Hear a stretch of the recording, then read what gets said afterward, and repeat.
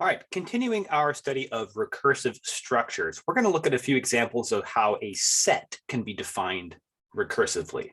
So in the first example, we're going to take a recursive definition and explore it and figure out what set it generates. And in the second example, we're going to specify a set and then come up with a recursive definition for that set. So first, let's define a set S recursively as follows. A recursive definition for a set also has a base case and a recursion rule, but the recursion rule looks a little bit different than what we did with sequences. The base case is just stating something that is an element of the set. So in our case here, the base case just says 1 is an element of S. The recursion rule takes the form of an if-then statement, saying if you have elements A and B, which are in the set, then A plus B, the sum of those elements, is also in the set. So you imagine starting with your base case and then applying the recursion rule step by step over and over and over again. And every time you apply the recursion rule, you get more elements in the set that you then know are in the set that you can then sort of allow A and B to equal. So the options for what A and B can be get bigger and bigger as you continue to apply the recursion rule. And the set S that's defined by this recursion rule is the set of all elements that will eventually be stated to be in the set eventually if you apply the recursion rule over and over again forever. It's sort of like the limit of this growing set of elements that are established to be in the set. If you were to keep applying the recursion rule over and over, like I said, forever. So let's see what it looks like to apply this recursion rule. I like to number the steps. So step 0, I like to call step 0 the base case. It's like without having applied the recursion rule at all we have is just the set containing the number 1. So upon our first application of the recursion rule, we can now start adding elements together to obtain new elements. Now, it might seem like we don't have enough information here because it says A plus B. But when you say A and B are elements of S, that doesn't necessarily mean that the A and B have to be different. Like there was nothing specifying that they're distinct elements. They could be the same value. We could choose 1 for A and we could also choose 1 for B. So we do have enough information in our base case to get started here. But the only thing we can do in the first application of the rule is just do 1 plus 1 equals 2. So now we're saying 2 is an element of S by this rule, right? So I can now say that my set contains the elements 1 and 2. All right. So now I'll apply the rule again.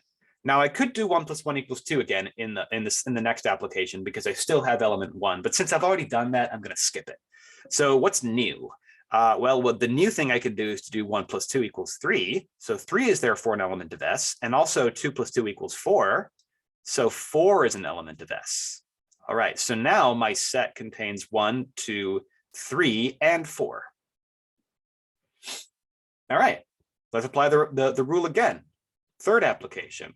1 plus 1, 1 plus 2, and 2 plus 2 are already done. So I need to try just new combinations that are available.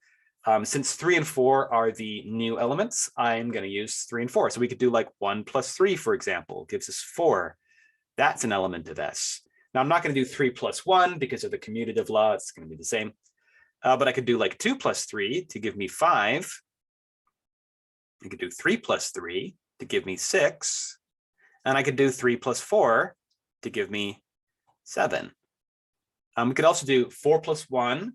That would be 5 again. We already know 5 is in the set. 5 doesn't, when you can get a number in more than one way, it's not like it gets to be an element of the set more than once. Because remember that for sets, redundancy we don't care about redundant, an element is either in the set or it isn't. You don't have to say it twice. Right? So since 4 plus 1 equals 5, well, that doesn't give us any new information that we didn't already have from doing 2 plus 3. So the only other new thing we can do is 4 plus 4 to give us 8. So now the set contains the numbers 1, 2, 3, 4, 5, 6, 7, and 8. And none of these are the set S. Okay, none of these are S yet. If we were to go on forever, then what would S be? Well, you can probably see what's going to happen here. The pattern here, and you could prove this, although I'm not going to. So, I think you could prove this actually with induction. Since it's recursive, it lends itself to an induction proof, like induction basically being an example of recursion in a proof context. So you could prove that by this recursive process, you're going to get all positive integers. Kind of obvious after having done it a few times. You're like, oh yeah, we're going to get everything, right? Just keep on adding numbers together and you'll get any positive integer. So we can say now then S is going to equal Z plus the set 1, 2, 3, 4, ... forever positive integers. Like I said, I'm not going to prove that, but you could prove it with induction. That would be kind of interesting. I might try that sometime.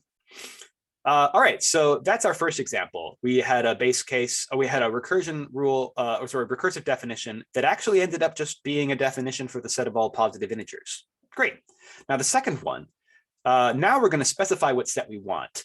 Find a recursive definition for the set of all positive integers that are multiples of 3 or 5 in particular. So the set we're talking about, I'll call it S again.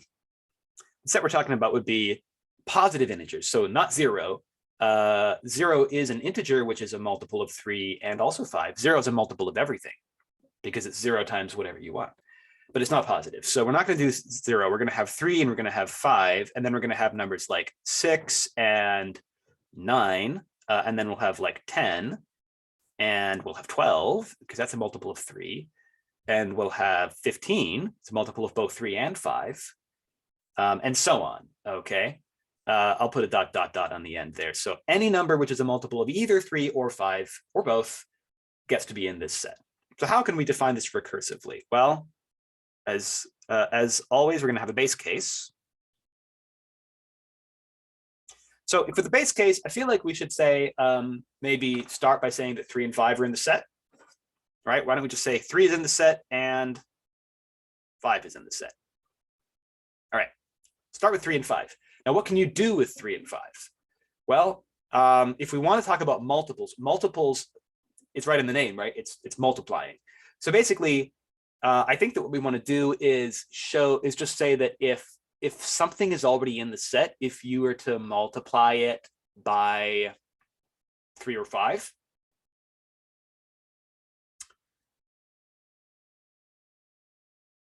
it's still in the set.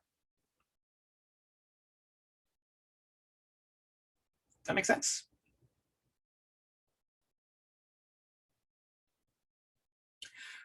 So if we take 3 and multiply it by 3, we get 9. If we take 3 and we multiply it by 5, we get 15. If you take 5 and you multiply it by 3, you get 15. 5 multiplied by 5 is 25. I feel like we're missing some things by that definition, right? Like we never got 6 in what I just said there, and we never got 10. So if I say, take numbers and multiply them by 3 or multiply them by 5, then, okay, starting with 3 and 5, we'll get other multiples of 3 and 5. It sounds like actually by doing that, we're actually going to get powers of 3 and 5 or products of powers of 3 and 5. That's actually not the same as multiples of 3 and 5, is it? So in order to get this, I had to be able to multiply 3 by 2, right? In order to get 6, I had to multiply it by 2. Well, maybe instead of thinking about multiplying, what I should think about is the idea that multiplying is actually just adding something to itself a bunch of times. So maybe what I should do instead is think about the fact that if I have a multiple of 3 or 5, it's already a multiple of either 3 or 5. If I were to add 3 to it, then it would like become. So if it was already a multiple of 3 and I add 3, then I would get another multiple of 3. If it's a multiple of 3 and you add 5 though, then it's not a multiple of 3 or 5. So like say for example 3 plus 5 is 8. That's not actually supposed to be in this set, right? So I'm in a bit of a pickle. I can't just say start with 3 and start with 5 and then either add 3 or add 5, because then I end up doing things and getting stuff that I shouldn't get. So maybe I had to come up with a different approach here.